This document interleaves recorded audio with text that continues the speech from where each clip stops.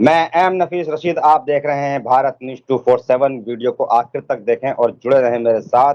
आज मैं जानने की कोशिश करूंगा गुलाम हाफिज सरवर साहब से कि जिस तरह से टीवी डिबेट को लेकर हंगामा पूरे देश के अंदर हो रहा है, सोशल मीडिया पे हो रहा है और लोग डिमांड कर रहे हैं और ये कह रहे हैं साफ गोई के साथ में, बिल्कुल साफ शब्दों में लिख रहे हैं कि मौलानाओं की वजह से दिल्ली नहीं पूरे भारत के अंदर दंगे हो रहे हैं, देश का माहौल खराब हो रहा है, लोग भड़क रहे हैं और लोगों को भड़काया जा रहा है।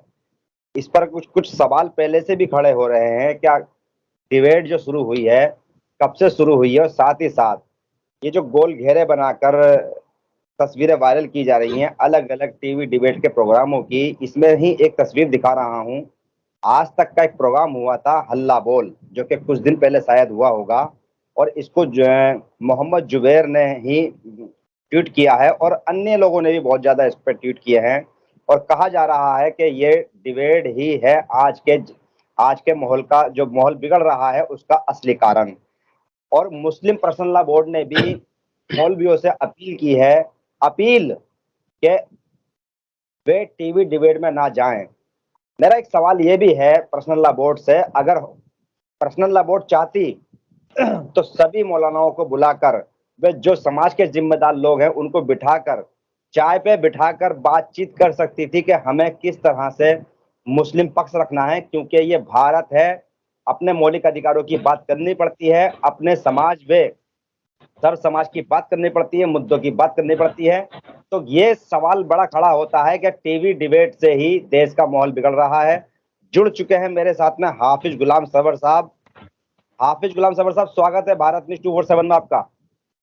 जी अस्सलाम वालेकुम, शुक्रिया आपका। वालेकुम सलाम। सर, जानना चाह रहे हैं आपसे कि आपने भी पोस्टर देखे होंगे और सोशल मीडिया पे विरोध हो रहा है, और मुस्लिम पर्सनल लॉ बोर्ड ने भी कुछ दिन पहले अपील की थी। जुमे के दिन जो हंगामा हुआ नमाज के बाद में, उसमें दोषी ठहराया जा रहा है टीवी डिबेट में शामिल होने वाले मौलानाओं पर। और आप भी टीवी डिबेट में जाते हैं। मैं थोड़ा आपसे जानना चाह रहा हूं सर कि ये जो टीवी डिबेट की वजह से माहौल बिगड़ रहा है, इसकी सच्चाई क्या है? हाँ, बहुत अच्छा सवाल आपने किया है। सोशल मीडिया पर चल रहा है, मैं भी देख रहा हूँ, सारे लोग देख रहे हैं। मेरे चाहने वाले भी हमसे फोन पर बात कर रहे हैं, जानने की कोशिश कर रहे हैं। और सच पूछिए तो मेरे अपने जो हैं, आ, संगठन से जुड़े लोग हों, परिवार से जुड़े लोग हों, या फिर जो तिजारत में हमसे जुड़े हुए लोग हैं, जो हमसे मोहब्बत करते हैं, वो सब फोन पर हमसे बात कर रहे हैं कि भाई ये जो ऐलान हुआ है, इस पर आपकी क्या राय है। मैं उनसे जी। पूछता हूँ आपकी क्या राय है। मैं उनसे पूछता हूँ आपकी क्या राय है, तो बिल्कुल मैं बेबाकी से बताता हूँ कि वो भी कहते हैं कि नहीं, मेरी तो राय ठीक है, जो पर्सनल लॉ बोर्ड कह रही है वो सही है। लेकिन जब मैं उनको समझाता हूं तो वो बिल्कुल पर्सनल लॉ बोर्ड के बागी हो जाते हैं। अब मैं आपको भी समझाता हूं, दर्शक सुनेंगे तो हकीकत सामने जी। आएगा।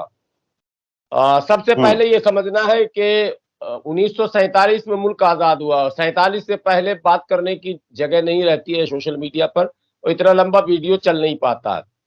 हाँ। मुल्क आजाद हुआ, इस मुल्क में एक तंजीम थी, उसका नाम था जमीयत उलमाए हिंद, जो 1919 में ही बना ली गई थी। जी। जी। और मुल्क के आजादी में कांग्रेस के साथ साथ शाना बशाना लड़ने का शर्फ जो है, श्रेय जो है, वो जमीयत उलमाए हिंद को जाता है। जी। और बड़ी कुर्बानियां जमीयत उलमाए हिंद की रही है मुल्क की आजादी की लड़ाई में। यानी अंग्रेजों के खिलाफ जो महाज आराई हुई थी, उसमें मुसलमानों को सबसे ज्यादा शहीद अगर किसी जमात ने करवाया है तो उस जमात का नाम जमीयत उलमाए हिंद है। अगर जमीयत उलमाए हिंद न बनी होती तो कांग्रेस के बैनर तले मुसलमान ज्यादा शहादत नहीं पेश कर पाते। यह अलग बात है कि शायद फिर मुल्क आजाद भी ना हो पाता, लेकिन ये शहादत मिली है जमीयत उलमाए हिंद के उस कुर्बानी के जज्बे और जज्बाती तकरीर की वजह से। मुसलमानों को कहा गया था कि अंग्रेजों को देखना हराम, अंग्रेजी पढ़ना हराम, और अंग्रेजों से मन सारे ताल्लुकात हराम ही हराम थे, हराम के अलावा कुछ था ही नहीं पूरे भारत में। और बेचारे मुसलमान इस मुल्क की आजादी, जबकि वो जान नहीं रहे थे कि आजादी क्या है और गुलामी क्या है, मुसलमान तब भी गुलाम नहीं था जब ये मुल्क अंग्रेजों के तसल्लुत में था। अंग्रेज जब जी यहाँ हाकिम था तो बेशक कहा जा रहा था कि मुल्क गुलाम है, लेकिन आम मुसलमान बहरहाल गुलाम नहीं था, ये मेरा मानना है। उसके ऊपर बाद में मैं बहस करूंगा। जी जी बहरहाल शहादतें हुई, उलमाए किराम सबसे ज्यादा शहीद किए गए, मदरसे को ज्यादा निशाना बनाया गया, उलमा और हुफ्फाज को बहुत ज्यादा जो है परेशान किया और निशाने पर रखा अंग्रेज ने। वो सारी चीजें तारीख की किताबों में लिखी हुई है। आगे बढ़ते जी हैं। अब आज मुल्क आजाद हो गया, कानून बन गया, सब कुछ हो गया। 1950 में कानून बना। 50 से लेकर सन 73 तक मुल्क में, पूरे मुल्क की बात कर रहा हूं, पूरे मुल्क जी में जी सिर्फ तीन या चार बड़े दंगे हुए। हम्म तब टीवी तब टीवी नहीं था, रेडियो का जमाना था, और रेडियो भी आम लोगों के पास नहीं था। 73 से पहले खास लोगों के पास था, और खास लोग ही रेडियो सुना करते थे, खास लोग ही अखबार भी पढ़ा करते थे। आम लोगों को कमाने खाने के अलावा और किसी चीजों से कोई लेना देना नहीं होता नहीं था। था। हम्म 1973 में all India Muslim personal law board नाम की तंजीम का गठन हुआ। जी 1973 में, जिसने अभी फतवा जारी किया। 1973 में इस बोर्ड के गठन से लेकर और टीवी के डिबेट तक, यानी डिबेट कब शुरू हुआ इसको भी समझना है। हाँ मैं हाँ पहले मैं all India Muslim personal law board की तारीख पर ही आज रोशनी डालूंगा, और ये हम्म बताऊंगा कि मुसलमानों के जहन को खराब करने का काम और इस मुल्क के माहौल को खराब करने का काम सबसे ज्यादा किसने किया है, इस पर बहस होनी चाहिए। अच्छा हुआ ये बहस छेड़ दिया गया है, इसी बहाने पर्सनल लॉ बोर्ड के वो तमाम कारनामे, काले कारनामे भी मुल्क के सामने आ जाएंगे। तो 1973 में पर्सनल लॉ बोर्ड वजूद में आता है, और 1998 में पहली बार चैनल, जिसको आप कहते हैं टीवी चैनल, स्टार न्यूज बनकर सामने आता है। जी और सन 2000 में आज तक बनता है, लेकिन डिबेट का मामला वहां नहीं रहता, वो न्यूज चैनल होता है। हाँ, खबरें दो प्रकाशित की जाती हैं। जी, खबरें वगैरह और किस्से, कहानियां, नाटक, हम्म ड्रामे, ये सब चला करते थे। 2006 के बाद डिबेट का दौर शुरू होता है। स्कॉलर्स पहुंचते हैं, मुख्तलिफ मुद्दों पर जो है वो बहसें होती है, लेकिन वो बहस बड़े मुहज्जब ढंग से हुआ करती थी, और लोग उसमें हिस्ट्री पर, भूगोल पर, मजहब पर, समाज के दूसरे और मामलों पर, सामाजिक बुराइयों पर, अलग अलग मौजू पर बहस मुबाहसा हुआ करता था, जिससे नॉलेज इंक्रीज होता था, ज्ञान वर्धन होता था, इल्म में इजाफा होता था। मकसद जी ये था। ठीक है। अब मैं 2006 के बाद धीरे धीरे डिबेट की शक्ल जो बदली है उसको रोककर पहले ये जान लें कि जो इल्जाम लगाया जा रहा है कि टीवी डिबेट में जाने के बाद मुल्क का माहौल खराब हुआ, तो पहले इसको समझना है कि जाने के बाद खराब हुआ या जाने से पहले खराब हुआ। पहले खराब हुआ। कि ये असल मुद्दा है। हाँ, तो मुद्दा ये है वैसे। 1973 तक भारत के लोगों को यह पता ही नहीं था कि अयोध्या में बाबरी मस्जिद है, जहां राम जन्मभूमि का मसला है, और वहां ताला भी लगा हुआ है, और वहां मुकदमा भी चल रहा है। शायद आपके इल्म में भी नहीं होगा, और आप हंसेंगे नहीं, आपके बाप के इल्म में भी नहीं होगा, और मेरे बाप के इल्म में भी नहीं होगा। मुल्क के लोगों को पता ही नहीं था 1973 तक कि जी बाबरी हाँ, कि मस्जिद बाबरी में मस्जिद है क्या। है क्या, ये कौन सी मुसीबत है, कौन सा मुद्दा है। हम्म पर्सनल लॉ बोर्ड के बनने के बाद बाबरी मस्जिद के मुद्दे को संघ से मिलकर, तू भी खा मैं भी खा, विश्व हिंदू परिषद का भी रिकॉर्ड जान लें। उसी दौर में विश्व हिंदू परिषद भी वजूद में आता है, हालांकि वो पहले बना हुआ था, लेकिन वजूद में फिर से आया। हाँ मैं उसकी तारीख भी निकाल के अभी बता दूंगा। लोग व्यूवर भी अपना निकालें, सबकी जिम्मेदारी है, समझना चाहिए, सच्ची बात जानने की कोशिश करनी चाहिए। और बाबरी मस्जिद मुद्दा बनना शुरू हुआ, और दंगे का दौर शुरू हुआ, और 80 के दशक तक पहुंचते पहुंचते, यानी 73 में बना, 10 साल जी के अंदर 83 में मुल्क में दंगे का माहौल बन गया, और 83 से लेकर 93 तक, 83 से 93, 1983 से 1993 तक 200 बड़े दंगे हुए। मेरठ, मालियाना, आशिमपुरा, मुजफ्फरनगर तो तेरे वाला लोग जानते हैं।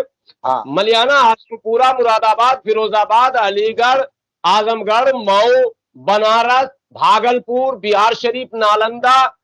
सबसे पहले नालंदा बिहार शरीफ में हुआ था 1981 में, 73 में पर्सनल लॉ बोर्ड जी। उसके बाद मुंबई और बाबरी मस्जिद भी शहीद हो गया 1992 में। टीवी डिबेट नहीं था मुल्क में, टीवी ही नहीं था। 98 में टीवी आया। टीवी जब बना ही नहीं था, चैनल बना ही नहीं था, दूरदर्शन था, और दूरदर्शन सरकारी चैनल था, उसमें कोई बहस मुबाहिसा का मामला नहीं था।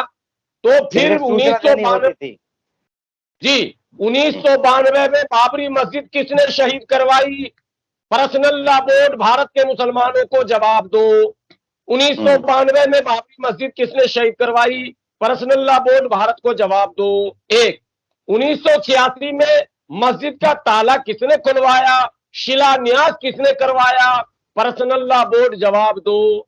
शाहबानो के मुकदमे में पूरे भारत के मुसलमानों को सड़क पर किसने उतरवाया? गोली किसने चलवाई? भारत के मुसलमानों को पता ही नहीं। आज का नौजवान जो है वो पुरानी तारीख को नहीं उलट रहा है। शाहबानो का जब मामला आया, पूरे मुल्क में एहतजाज हुआ, सीए एनआरसी से भी बड़ा एहतजाज था। बिहार में तो रिकॉर्ड तोड़ दिया गया था। एक एक जिले में 50-50 लाख की तादाद लोग बता रहे हैं। सीवान के अंदर लोग बताते हैं, मैं तो छोटा बच्चा था उस वक्त, और मैं मोतिहारी, बिहार के मोतिहारी में मैं शामिल हुआ था। 12-13 किलोमीटर पैदल यात्रा हुआ था, मानव श्रृंखला, और 20 किलोमीटर का लंबा मानव श्रृंखला था। ट्रेनें रुक गई थी जब वो गुमती पार किया जा रहा था। तो ऐसा प्रोटेस्ट हुआ शाहबानो में, नतीजा हुआ मुकदमा हारना। शाहबानो का मुकदमा था मेंटेनेंस आफ्टर डाइवर्स, मतलब तलाक के बाद गुजारा भत्ता देंगे या नहीं देंगे, इस पर था। आज मैं भारत के मुसलमानों से पूछता हूं, तुम अपनी बीवी को अगर तलाक देते हो, पहले तो अब 3 तलाक वाला मसला अलग है जेल जाने का, लेकिन अगर रिश्ता खराब होता है और 498 का मुकदमा करती है, तो मेंटेनेंस का हुक्म हो रहा है या नहीं हो रहा है? हमारे नॉलेज में 20 से 25 ऐसे केसेस हैं जहां नेटवर्क प्रॉब्लम के कारण शायद कनेक्शन टूट गया है। मैं फिर दोबारा से जोड़ने की कोशिश करूंगा। जी सर। तो मेंटेनेंस देना पड़ रहा है, इसका मतलब पर्सनल लॉ बोर्ड वो मुकदमा हार गई। तो शाहबाने में मुसलमानों को सड़क पर क्यों उतारा? जब तंजीम थी, तो सरकार से तंजीम बात करेगी या पब्लिक बात करेगी, ये बताइए। फिर जब पब्लिक ही बात करेगी, तो पर्सनल लॉ बोर्ड का मतलब क्या था? क्यों आपने भारत के गरीब मुसलमानों को आपने रोजी रोटी छुड़वा कर सड़क पर क्यों उतरवाया? पर्सनल लॉ बोर्ड, जवाब दो। अब मेरा सवाल है, और ये पब्लिक डोमेन में जाना चाहिए, पब्लिक को भी ये सवाल पूछना चाहिए ईमानदारी से। अगर मौलाना भक्ति है तो इस्लाम भक्ति नहीं हो सकती। इस्लाम में वहदहू ला शरीक लहू के बाद बनी भी है। शायद हो सकता है कि नेट के, हम लोग नेट से बात करते हैं तो ऐसा होता है कि नेटवर्क प्रॉब्लम हो जाती है। 2 लोग जुड़ते हैं, आपस में बात करते हैं, तो इस वजह से शायद नेटवर्क प्रॉब्लम होती रहती है। मैं फिर कोशिश करूंगा हाफिज गुलाम सरवर साहब को जोड़ने की, और मेरी कोशिश लगातार ये बनी हुई है कि भाई मैं वो सवाल जरूर करूं मैं कि आज के माहौल के हिसाब से टीवी डिबेट के कारण कितना माहौल देश का बिगड़ रहा है और पुराना इतिहास क्या है, ये भी सामने आ ही रहा है। मैं अपने दर्शकों से अपील करूंगा कि बने रहें मेरे साथ। जी हाफिज गुलाम सरवर साहब, आपने शाहबानो तक का केस बताया है, बहरहाल मामला पर्सनल लॉ बोर्ड का ही आ रहा है। मैं आ रहा हूँ। जी मैं पर्सनल लॉ बोर्ड पे ही सारी बात होनी चाहिए। तो सड़क पर आपने उतार दिया, मतलब आपकी क़यादत में दम नहीं था। अरे आप तंजीम है, सरकार से बात करेगी, बात खत्म। जो भी मसला है वो आप सरकार से बात कीजिएगा। आप पब्लिक को सड़क पर क्यों उतार रहे हैं? क़यादत मतलब यानी कि नेताओं को, जो मुस्लिम पर्सनल लॉ बोर्ड के मौलवी नेता हैं, उनको सरकार से बात करनी चाहिए थी। आपका कहना ये है? मेरा ये कहना है कि पर्सनल लॉ बोर्ड आपने क्यों बनाया था? इसमें तंजीम इसलिए बनती है, मस्जिद कमेटी बनती है ना, तो कमेटी का काम है जुमा में बता देना कि हम ये काम करेंगे। अब पूरी पब्लिक को रोज उठा के लाइएगा क्या? हमको तनख्वाह देना हो तो पूरी पब्लिक को लाइएगा उठाकर, वो तो कमेटी का काम है। पैसा वसूलना कमेटी का काम है। इसी तरह से जब चंदा आपने पूरे मुल्क से लिया और विदेश से भी ले लिया, तो आपने पब्लिक को सड़क पर क्यों उतारा? ये एक बात हो गई। और आप फेल भी हो गए, बाबरी मस्जिद आपके हाथ से चली गई। सच्चर कमेटी की रिपोर्ट 2005 में आई है, टीवी डिबेट से नहीं आई है। रंगनाथ मिश्रा कमीशन की रिपोर्ट उससे पहले, कुंडू कमीशन की रिपोर्ट उससे पहले, कृष्णा कमीशन की रिपोर्ट उससे पहले, और किसी भी कमीशन पर अमल सरकार ने नहीं किया। तो पर्सनल लॉ बोर्ड क्या कर रही थी? पर्सनल लॉ बोर्ड जवाब दो। कृष्णा कमीशन की रिपोर्ट पर अमल क्यों नहीं हुआ?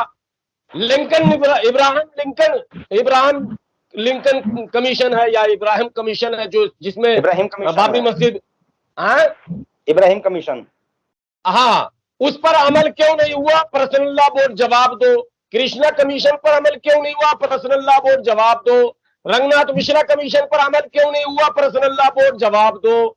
और मुल्क में भागलपुर, मेरठ, मलियाना, हाशिमपुरा, मुरादाबाद, फिरोजाबाद, अलीगढ़, मुंबई, टाटा और कलकत्ता में जो दंगे हुए, वो किसने फितना फैलाया? पर्सनल लॉ बोर्ड जवाब दो।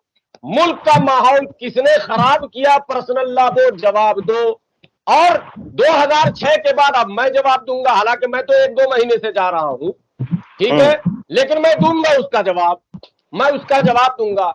लेकिन ये पहले जवाब दे, 73 से लेकर 2003 तक, 4 तक का पूरी सूची इनको पहले जारी करनी चाहिए। और मुल्क के मुस्लिम नौजवानों से अपील करता हूं, इनके बहकावे में आकर जो सोशल मीडिया पर आप पोस्ट कर रहे हो, इससे आपसी रिश्ते खराब होंगे, गिरोह बनेगा, और नया गिरोह मुल्क के मुसलमानों के लिए मुसीबत खड़ा कर देगा। इसलिए गिरोहबाजी में न जाए। हाफिज गुलाम सरवर साहब, आपका कहने का मतलब यह है कि मुस्लिम पर्सनल लॉ बोर्ड अपने मुद्दे और मुसलमानों के मुद्दे रखने में फेल हो चुका है, पूरी तरह से फेल। हिंदुस्तान की सबसे नाकाम तंजीम, छोटा सा जुमला यस। अब मैं बताता हूं, दंगे हो रहे हैं। यस, ये अपने सर से इन्होंने अपना बोझ उतारकर फेंक दिया है। ये सर पर बोझ लेकर चलने की इनकी सलाहियत नहीं है, और जिम्मेदारी को कभी भी कबूल नहीं करते। ये जो है अशरफुल अशराफ है, ये अशरफुल अशराफ, ये अशराफ नहीं है, ये अशरफुल अशराफ है। आप मिलने जाएं, प्रधानमंत्री से मिलना आसान होगा, मगर इन लोगों से मिलना मुश्किल होगा। लेकिन अगर सौदेबाजी होगी तो रात के अंधेरे में ये कर लेंगे। और मुसलमानों को बरगला कर मुसलमानों को गलत मशवरा देकर इन्होंने एक वकील पैदा नहीं किया। बाबरी मस्जिद की वकालत कपिल सिब्बल कर रहे हैं। पर्सनल लॉ जवाब दो। इतने वर्षों में एक मुसलमान वकील क्यों नहीं तैयार कर सके तुम? पर्सनल लॉ बोर्ड जवाब दो। एक अस्पताल कहीं क्यों नहीं खुलवा सके? पर्सनल लॉ बोर्ड जवाब दो। आज जी कुछ टेक्निकल प्रॉब्लम तो नहीं? आवाज आ रही है? कुछ नहीं आ रही, बराबर आ रही। हाँ, तो अभी जो हिजाब का मामला आया, क्रिश्चियनिटी को आप जानते हैं 2% है भारत में क्रिश्चियन। जी बिल्कुल। गली गली में स्कूल है, और ऐसे स्कूल है कि भारत का हिंदू भी अपने बच्चों को पढ़ाने के लिए लाइन लगाई हुई है, सेंट जेवियर्स और सेंट पॉल। और ये जो पर्सनल लॉ बोर्ड के मौलाना, मैं चैलेंज करता हूं, इनके घर की जांच कराओ, इनके बच्चे भी वहीं पढ़ रहे हैं, सेंट जेवियर्स और सेंट पॉल में पढ़ रहे हैं ये। और ये बेशरम मौलाना, मैं बोलूंगा, चाहे अंजाम जो भी हो मैं भुगतूंगा, इन्होंने एक स्कूल की बुनियाद नहीं रखी 50-60 सालों में मुल्क में। और आज हिजाब का मुद्दा हम पर थोप दिया गया। वो तो भला हो सल्फियों का, भला हो अहले हदीस का, जिसने स्कूल की तरफ तवज्जो दिया, और धीरे धीरे जो है स्कूल खुलना शुरू हुआ गांव-गांव में। मैं घूमा हूं बहुत, कटिहार पूर्णिया इलाके में मैं गया हूं, गांव-गांव में मदरसे और स्कूल खोले जा रहे हैं। शिया समुदाय भी स्कूल ज्यादा बनाता है। शिया ने भी इस पर कोशिश की है, लेकिन अहले हदीस ने बड़ी कोशिश की है।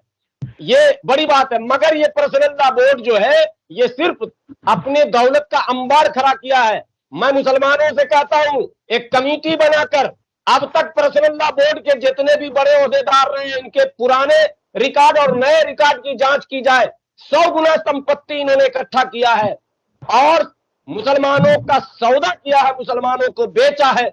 ऐसे ऐसे बयान देते हैं, मुल्क का माहौल खराब करते हैं। जिसको इस्लाम नहीं पसंद है वो भारत छोड़ दो, ये किसी टीवी डिबेट पे मौलाना ने नहीं कहा था, ये पर्सनल लॉ बोर्ड के मेंबर ने कहा था। आपको और बता दूं, ये दूसरों को नसीहत करते, पर्सनल लॉ बोर्ड के मेंबर है मौलाना अरशद मदनी साहब। सुदर्शन चैनल का नाम सुना आपने? जी जी बिल्कुल।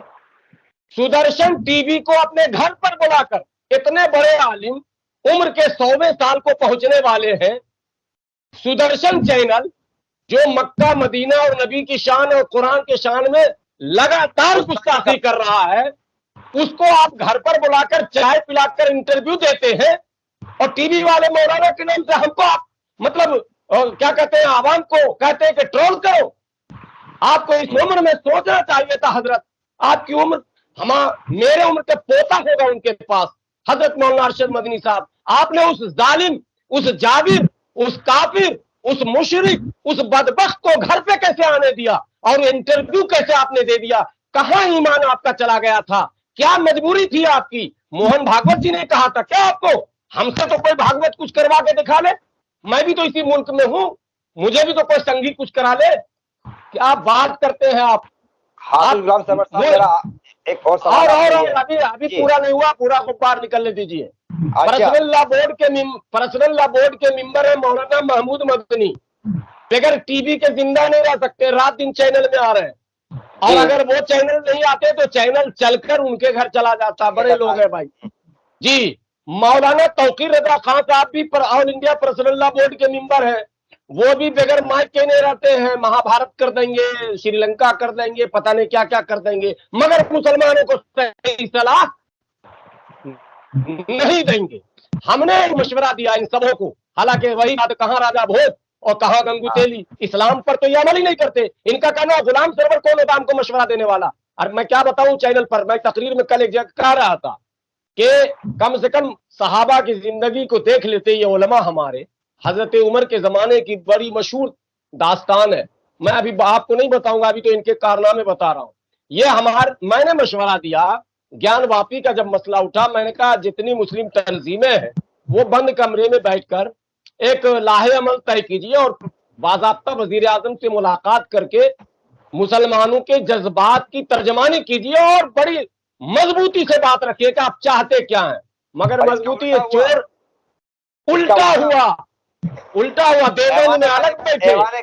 ऐवान गालिब के अंदर प्रोग्राम टीवी पर हुआ, कैमरे पे हुआ जी, और कैमरे पे टीवी पे हुआ। ऐवान गालिब में नफीस साहब, ये मौलाना 5 थे और 5 नेता थे और 40 मीडिया वाले थे, और देवबंद में जो अभी इन्होंने प्रोग्राम किया जिसमें 5000 मौलानाओं को बुलाया, सारे चैनल के 2-2 कैमरे वहां पहुंचे हुए थे। आप टीवी पर बोले तो फितना नहीं फैले, और गुलाम सरवर टीवी पर बोले तो फितना फैल जाएगा। ये दो पैमाने कैसे हो जाएगा इस मुल्क में? ये मुल्क में हो सकता है, इस्लाम में हो सकता है। जो पासमानदा समाज की बात उठाएगा वो मौलाना हो जाएगा। मसला यहाँ मसला यह है असल, अगर हमने 340 की बात की, हमने मुसलमानों के रोजी रोटी की बात की, हमने गरीब मुसलमानों के हक और अधिकार की बात की, तो हम फितना फैलाने वाले हो गए। और इन्होंने अल जिहाद कहकर मुसलमानों की पढ़ाई छीनी, लिखाई छीनी, दवाई छीनी, मकान छिनवाया, सड़क पर खड़ा लाकर कर दिया। आज मुल्क में जितने भी भीख मांगने वाले हैं उसमें 60% मुस्लिम हैं। पर्सनल लॉ बोर्ड जवाब दो, इस्लाम में भीख मांगना कैसा है, पहले इस पर फतवा बताओ। और क्यों 60% भीख मांगने वाले सड़क पर घूम रहे हैं, टोपी पहनकर, नकाब पहनकर? इनको शर्म नहीं आती? हमारी बहन नकाब पहनकर भीख मांगती है, मैं देख कर रोने लगता हूं। लेकिन ये मौलाना कहां सो गए अंधे, ये देखते क्यों नहीं? 70 वर्षों में इन्होंने प्लान नहीं बनाया कि हम मुसलमान के हाथ से कटोरा तो कम से कम छीन ले, और आज ये फतवा जारी करते हैं बेशर्म मौलाना। इनको शर्म नहीं आया? इनके हाथ नहीं लड़खड़ाए लिखते वक्त? मैं बहुत नाराज हूं जब all India Muslim personal law board से, और मैं कैमरे पर कहता हूं पर्सनल लॉ बोर्ड मुसलमानों को सबसे ज्यादा खसारे में, नुकसान में पहुंचाने वाली तंजीम है। मुसलमानों, इस तंजीम का बायकॉट करो और मैं मुहिम चलाऊंगा मैं बाकायदा लोगों को जोड़ूंगा। जब तक पर्सनल लॉ बोर्ड को या तो सुधार नहीं दूंगा या समाप्त नहीं कर दूंगा, तब तक दम नहीं लूंगा। ये बागी पैदा करना चाहते हैं, ये अपने मुल्क में बागी पैदा करना चाहते हैं। हाफिज गुलाम सरवर साहब, कुछ लोगों के हमारे पास सवाल भी हैं। फतेहपुर से रईस का सवाल हमारे से ये है कि अगर मान लो टीवी डिबेट अगर बंद हो जाती है तो फिर मुद्दे कैसे रखे जाएंगे? उनका ये घुमाऊ वाला सवाल है। नहीं, घुमाऊ नहीं है, सीधा सवाल है, बहुत सारे सवाल लोगों ने किए हैं। मैं पहले रईस साहब का सुनिए सर, सुनिए। काफी लोगों के सवाल हैं। मैं चाहूंगा कि वीडियो बहुत बड़ा हो जाता है। एक तो मैं अपने दर्शकों को बताना चाहूंगा कि हम तीन हिस्सों में इस वीडियो को प्रकाशित करेंगे। साथ ही साथ जो सवाल लिए हैं मैंने वो नहीं, एक हिस्से में डाल दीजिएगा, देख लेंगे लोग इंशाल्लाह। चलिए जी, हाफिज गुलाम सरवर खुद कह रहे हैं कि एक ही हिस्से में डालिएगा। बहरहाल रईस का जो सवाल है कि टीवी डिबेट से बंद करने से क्या मसले हल हो जाएंगे? अब मैं पूछता हूं, पर्सनल लॉ बोर्ड जवाब दो। 70 वर्षों में एक उर्दू का अखबार नहीं निकाल सके, घटिया सा, अदना सा। हिंदी तो बहुत दूर की बात है। इस मुल्क के 60 से 70% मुसलमान उर्दू नहीं जानते, हिंदी जानते हैं। उर्दू नहीं जानते, हिंदी जानते हैं। मैंने 20 पत्रकार, मुसलमान पत्रकार से पूछा उर्दू जानते हैं, बोले नहीं। तो इनको चाहिए था हिंदी में एक अखबार निकालना। आज तक किसी मुस्लिम तंजीम ने हिंदी का एक अखबार, तो बहुत दूर की बात है, उर्दू का अखबार नहीं निकाला। इनकलाब अखबार जो है वो दैनिक जागरण का है, और राष्ट्रीय सहारा उर्दू जो है वो राष्ट्रीय सहारा ग्रुप का है। तो आप अखबार नहीं निकाले, आपने एक चैनल अब तक खड़ा नहीं किया। हद यह है कि एक यूट्यूब चैनल न्यूज का किसी मुसलमान ने खड़ा नहीं किया, जो मतलब राष्ट्रीय स्तर का माना जाए। जैसे कुछ चैनल ऐसे हैं, मैं नाम नहीं लूंगा, जिसको लोग, अरे बीबीसी भी तो यूट्यूब पर लोग देखते हैं ना।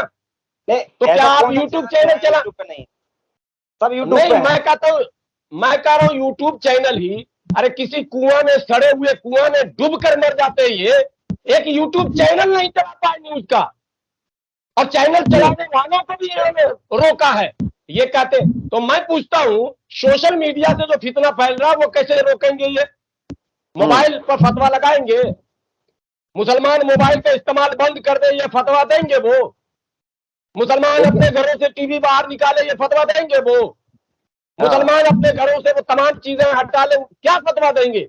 ये आदमी आविष्कार तो कर नहीं सकता, खाली बहिष्कार। मुसलमानों को बहिष्कार का रास्ता छोड़कर आविष्कार।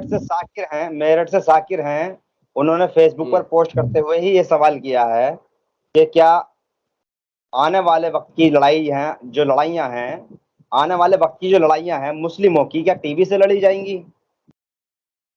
नहीं भाई, टीवी एक ऐसा पार्ट है, लड़ाई न तो टीवी से लड़ी जाएगी, न लड़ाई न तो तकरीर से होगी। और सुनिए, लड़ाई धरना प्रदर्शन से भी नहीं होता। किसान आंदोलन हुआ था, आपको पता है, वार्ता होता था ना विज्ञान भवन में। तो वार्ता असल रास्ता है। और मैं इस बात का कायल हूं कि जब तंजीमें हैं तो वो तो ऑथोराइज्ड है, वो बात क्यों नहीं कर सकती? तो बात तो ये करते नहीं। 8 साल की मोदी सरकार में कोई मुस्लिम तंजीम जाकर मुस्लिम मसाइल पर गुफ्तगू करने को तैयार नहीं है, और मुसलमानों को सड़क पर लाकर छोड़ दिया। सीए एनआरसी में मुसलमान सड़क पर आ गया, तंजीम ने खामोश। आज नामूस रिसालत के नाम पर मुसलमान सड़क पर है। मैं पूछना चाहता हूं, पसंदीदा बोर्ड आपका क्या स्टैंड है? कहां हो आप सड़क पर क्यों नहीं? मुसलमान अकेला क्यों सड़क पर रहेगा? चंदा तुमको देगा, मकान तुम बनाओगे, ऐश मौज तुम करोगे, और मां लाठी सिर्फ हम खाएंगे। तो फिर तुम जन्नत में कैसे जाओगे? जब आशिक रसूल हम हैं तो जन्नत में तुम कैसे जाओगे? ये बताओ। आज जो पूरे मुल्क में प्रदर्शन हुआ, एक भी गिरफ्तारी पर्सनल लॉ बोर्ड की हुई? पर्सनल लॉ बोर्ड के लोगों की गिरफ्तारी हुई कहीं? बताइए नाम। नहीं, कोई मुझे क्यों नहीं हुई? मेरी नॉलेज में नहीं है। क्यों? उनको नबी से मोहब्बत नहीं है? वो बयान दे कि नाउज़ बिल्लाह नबी से मोहब्बत नहीं है, और मोहब्बत है तो कल गिरफ्तारी दे। ड्रामा करते हैं इस मुल्क में, ड्रामा कर रहे हैं, मुसलमानों को सिर्फ बहकाते हैं। निकलो मैदान में, आगे मैं बढ़ने के लिए तैयार हूं। हाफिज गुलाम सरवर साहब, मैं चाहूंगा कि हमने एक पोस्ट लगाई है कि हम प्रतिदिन आपसे सवाल करेंगे, क्योंकि हम चाहते हैं कि आप हमारे चैनल पर रोज जुड़ें और रोज जनता के सवालों के जवाब दें। साथ ही साथ ये खुलासा भी होना बड़ा जरूरी रहता है कि जिस तरह की अफवाहें फैलती रहती हैं और भ्रम की स्थिति बन जाती है, इस पर रास्ता भी साफ होता चला जाए और लोगों की नजरें साफ होती चली जाएं।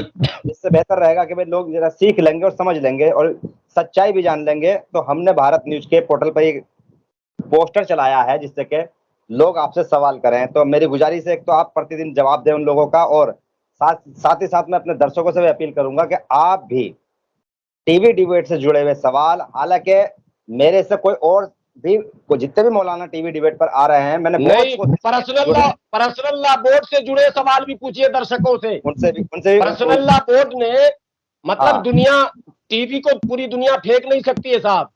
देखिए, जो चीज राइज हो जाता है वो देर सवेर जायज हो जाता है। इस मुल्क के मदरसे का पैसा बैंक में है जबकि ब्याज हराम है। इस तंजीमों के पैसे बैंक में है, ब्याज हराम है, और यही कहते हैं कि राइज है तो जायज है।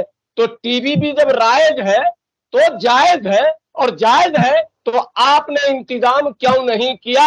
ये पर्सनल लॉ बोर्ड से सवाल है। अखबार क्यों नहीं चालू किए? अरे अखबार तो तुम्हारा उर्दू, हिंदी, अंग्रेजी सब में होना चाहिए था। खाली आरएसएस की शिकायत करके मुसलमानों को वरगलाओगे? बहरहाल ये एक बड़ा पेचीदा मसला है कि टीवी डिबेट यानी कि टीवी चालू क्यों नहीं किया गया और अखबार क्यों नहीं चालू किया गया, इस पर हम बाद में और रखेंगे मुद्दे बाद में। हाफिज साहब, मैं थोड़ा और भी बात में दर्शकों को बताता चलूं कि इस तरह के हम प्रोग्राम प्रतिदिन करने की कोशिश करेंगे और अपने दर्शकों से अपील ये भी करेंगे कि भाई तुम सच्चाई को जानो और जानने के बाद में सच्चाई को वहां तक पहुंचाओ जहां तक कि झूठ फैलाया गया है। ये हमारे साथ साथ उन सबकी जिम्मेदारी है जो खामेखा लोगों को बरगला रहे हैं और एक भ्रम की स्थिति फैलाकर खामेखा अफवाह उड़ा देते हैं। क्योंकि एक आर्टिकल गोल घेरे में मैं वो दिखा रहा हूं, वो आर्टिकल गोल घेरे में ऐसा घूमा जुमे से एक दिन पहले कि पूरे देश के अंदर वो फैल गया और जितनी भी जमातें थी सबने मना किया था कि जुमे के दिन कोई आंदोलन नहीं होगा, फिर तो उसका कोई असर नहीं हुआ और इतना बड़ा दंगा, इतनी बड़ी यानी कि पत्थरबाजी, इतना कुछ देखने को मिला। दोनों तरफ से चले, चारों तरफ से चले, पुलिस भी परेशान, जनता भी परेशान। आज न जाने कितने लोगों के घर फूक चुके हैं और न जाने कितने लोग बेगुनाह भी यानी कि जेलों में जा रहे हैं। तो कुल मिलाकर हमारी तो कोशिश ये है कि जो देश के अंदर सच्चाई है वो सबके सामने आनी चाहिए। हर आदमी हमसे जुड़ने की कोशिश करे और साथ ही साथ ये जानने की कोशिश करे कि असल माजरा है क्या। मैं एम नफीस रशीद, आप देख रहे थे भारत न्यूज 247।